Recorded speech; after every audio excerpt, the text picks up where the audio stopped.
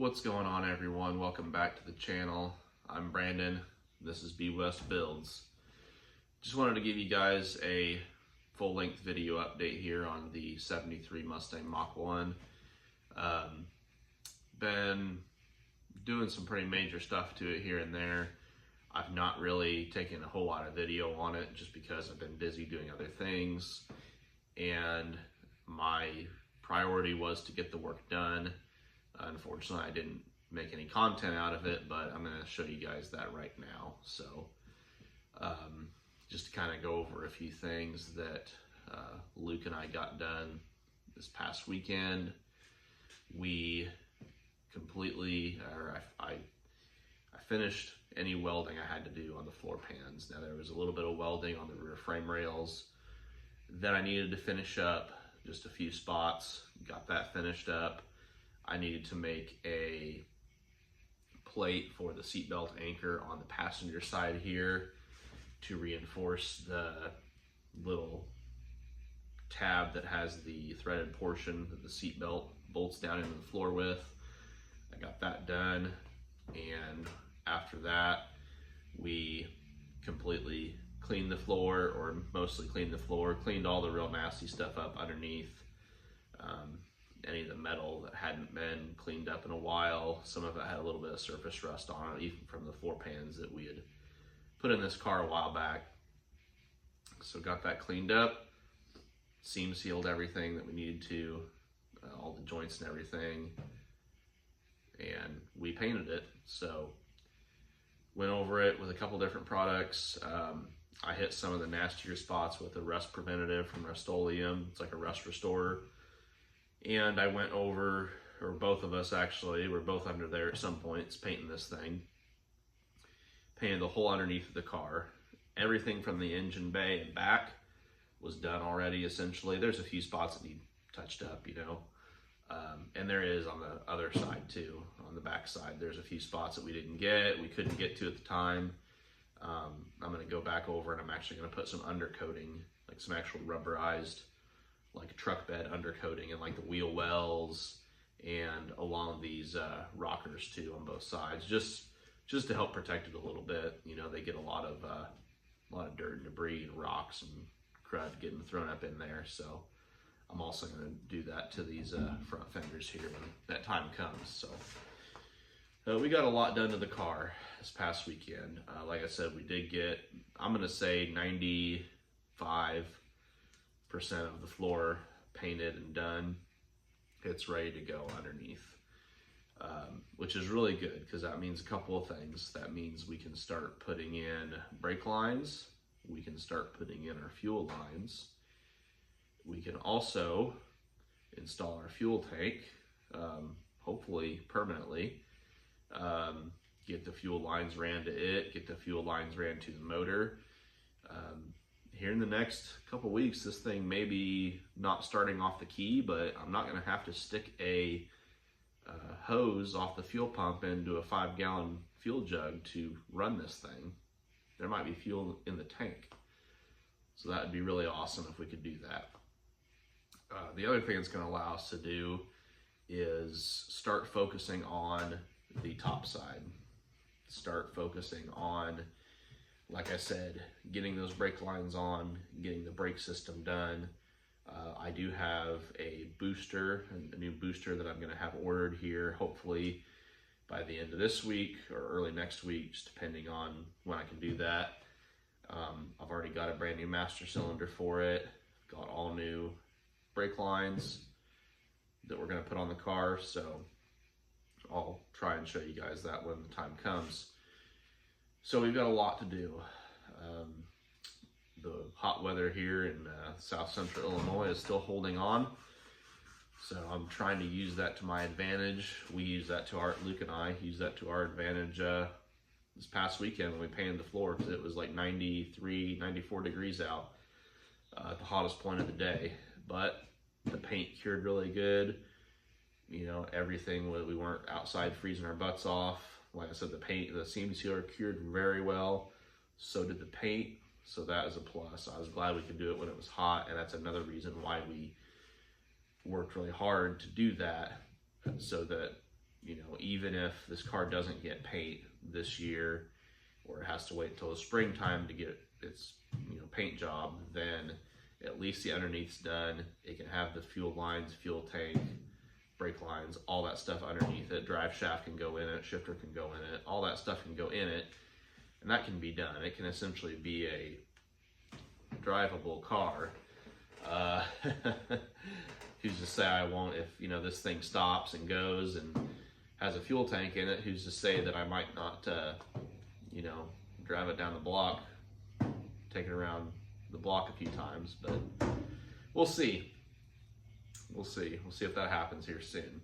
So let me show you guys a couple things on the car here that we did.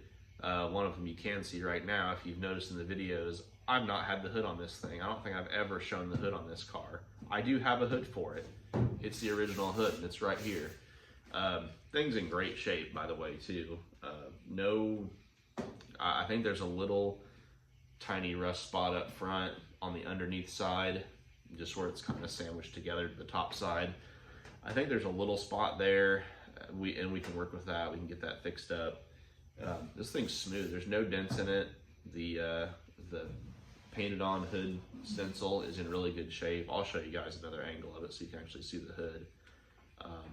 Sitting in the car, I was sitting in the car a minute ago just checking everything out, and man, that view out that windshield looks amazing with this hood on it, this Mach 1 style hood with the scoops in it. Man, it looks great. So let me show you guys a few things here that we've done to the car since I've last given you an update, and we'll hop back on here and go from there. All right, I'm off the tripod now so we can move around and you can get a better look at that hood. There's no hinges on it right now. This is just literally sitting on there, so it's not lined up very good. It dips way far down right here on this fender. But as you can see, it's the Mach 1 style hood. It does have the factory twist lock hood pins right here. So that was a factory option on this car. And it was ordered with the Mach 1 style hood with the scoops. Now, this car does not have ram air, and it does not have the ram air in the stencil like the ram air cars do. These just pop out. But typically, these have little black honeycomb inserts that go on the back side of these that kind of mimic the grill, kind of match it. I don't know if I'm gonna put the honeycomb inserts in it or if I'm just gonna leave it open. I mean, man, doesn't that look cool? Big old ridge right there, and a big old scoop. That looks cool. I'll be honest with you, it's been a while since I've seen the hood on this car. It's cleaned up now. I took a wet wash rag and washed it off because it had been sitting in my rafters right up here in this garage for probably, I'm gonna say 7 or 8 years at least, and it had gotten filthy. It had real barn dust on it, if you can believe that. So I washed it off. You can kind of see it's kind of close to the same color as the fender. It's a little more faded for some reason, probably just because it's still got some crud on it. But yeah, it looks really good. It's good to see this thing coming together, getting the body panels and everything back on it. All right, I don't know how good you guys can see this. Got the light under here too, but there's the painted floors.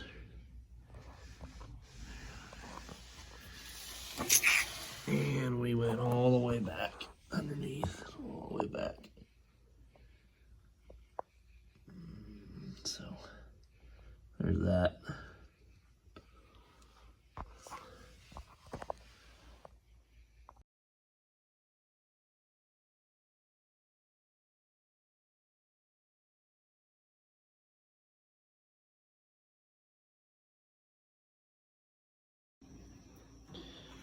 All right, guys, I got this whole passenger side floor done. Yeah, all the way up. You can see there all the way up on the firewall done. Even did a little bit over here. Can't really do much right here because that's where the hinge plates are for the door hinges. Can't really do a whole lot there, but that's all right. Got this all put on. Got this done. Got the hole cut out for the HVAC. And there's a drain hole like I showed you earlier. Got all this done. Taped up. Got the holes punched out there for the seat bolts. There and there. And tonight I was working on this passenger rear footwell. So I got that all done. Did get the floor pan plugs put in. I screwed them in. I put RTV around the flat part first. Then I screwed them in, put some more RTV around them. I can kind of show you on the driver's side here what I did. Just so that hopefully no water gets in here, and I am not expecting to have to take these out again. So I wanted to get those in before I started doing this sound deadening and heat barrier over this stuff. So got it worked back all the way up to here. So next step after that is to do the tunnel, and then I'll be taking the seat back out there, that makeshift seat I had put in this car. Be taking that out. I'll do the tunnel, probably do the rest of the firewall, and do the driver's side all the way back. And I'm gonna go all the way back as far as I can. And I'm also gonna do the wheel tubs too, these wheel houses. I'm gonna put sound deadening on those too. Help get rid of as much road noise as I can. So yeah, guys, she's coming along. Well, like I said, there's a few things we've done to the car since you've last seen a video on it. Wish I could have got more content for you on that, actually doing the processes of what we did, but we were kind of in a time crunch when we did it and just needed to knock it out and get it done. So that's why that happened. Appreciate you guys following along with this build. Go check out my other videos on this car and any other videos on my channel. Lucas has some awesome Fox Body videos on there of us doing stuff to them. So go check it out. Check out B West Builds on YouTube and Instagram. And thank you guys for the support. Make sure to like and subscribe, and we'll see you next time.